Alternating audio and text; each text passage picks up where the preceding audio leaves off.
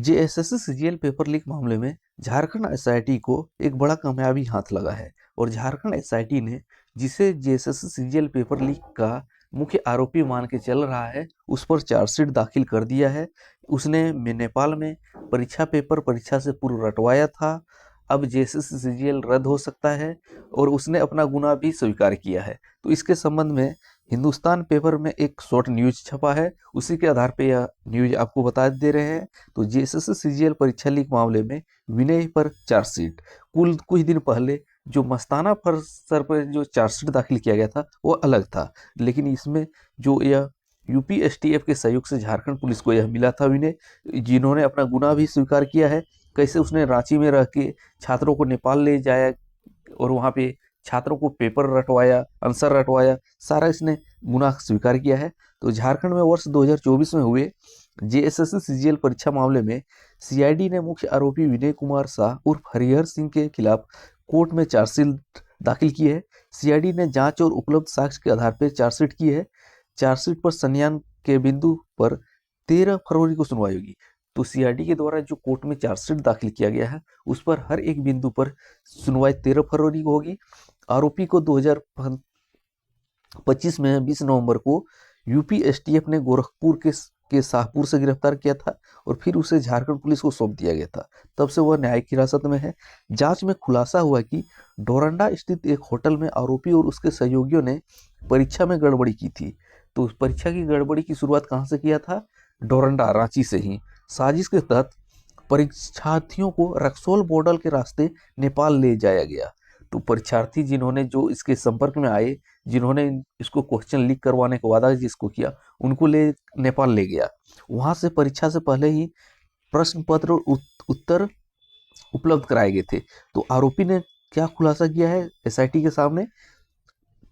परीक्षा की साजिश रांची के डोरंडा के एक होटल में रची। उसके बाद जो इसके गैंग में शामिल हुए उन परीक्षार्थियों को लेकर रक्सौल बॉर्डर के रास्ते नेपाल चल गए। जो नेपाल जो पहले से हल्ला हो रहा था वह बिल्कुल क्लियर है, क्योंकि उसने भी साजिश में स्वीकार कर लिया है। जहां उन्होंने परीक्षा से पहले ही प्रश्न पत्र और उपलब्ध कराए गए थे। इसके बदले आरोपी के खाते में 1 लाख रुपये ट्रांसफर किए जाने का भी प्रमाण है। तो यह 1 लाख रुपये मामूली रकम है, लेकिन वास्तविक अगर खेला हुआ होगा तो ऑफलाइन लिया गया, ऑनलाइन तो लिया नहीं गया होगा। तो सीआईडी के अनुसार यह परीक्षा 22 सितंबर 2024 को हुई थी। मामला उजागर होने के बाद विनय कुमार फरार थे। विनय शाह यूपी एसटीएफ ने झारखंड से मिले इनपुट पर उसे गिरफ्तार कर आरोपी के पास से नेपाली और भारतीय सिम कार्ड भी बरामद किया। मामले में सीआईडी की कई धाराओं और झारखंड प्रतियोगी परीक्षा अधिनियम 2023 की धारा में कार्रवाई कर रही है। आरोपी ने अपने साथियों मनोज कुमार, शशि भूषण दीक्षित और संदीप त्रिपाठी के साथ गड़बड़ी की बात स्वीकार की है। तो सबसे बड़ी बात है, आरोपी ने गड़बड़ी की बात को स्वीकारा है। अब क्या होगा? जेएसएससी रद्द हो सकता है, यह तो कहा नहीं जा सकता है, क्योंकि जेएसएससी की झारखंड सरकार तो इसे पूरी तरह बचाने में लगी है। जबकि विनय शाह जो यूपी एसटीएफ के सहयोग से गिरफ्तार किया गया था, उन्होंने साफ साफ स्वीकार कर लिया है कि हमने छात्रों को एकत्रित किया, उनको नेपाल ले जाया, वहाँ पे क्वेश्चन और आंसर रटवाया, और इसमें मेरे गेम में कौन कौन शामिल था। अब क्या कार्रवाई होती है, या सिर्फ खाना पूर्ति का हो जाता है, यह देखा जाना है। लेकिन फिलहाल जेएसएससी ने जो यूपी एसटीएफ के सहयोग से जो विनय शाह को गिरफ्तार किया गया था, जिसे मुख्य आरोपी माना जा रहा है, उसने भी बात को स्वीकार कर लिया है कि हाँ, मैंने पेपर लीक में साथ दिया था और छात्रों को नेपाल ले जाकर क्वेश्चन और पेपर रटवाया था।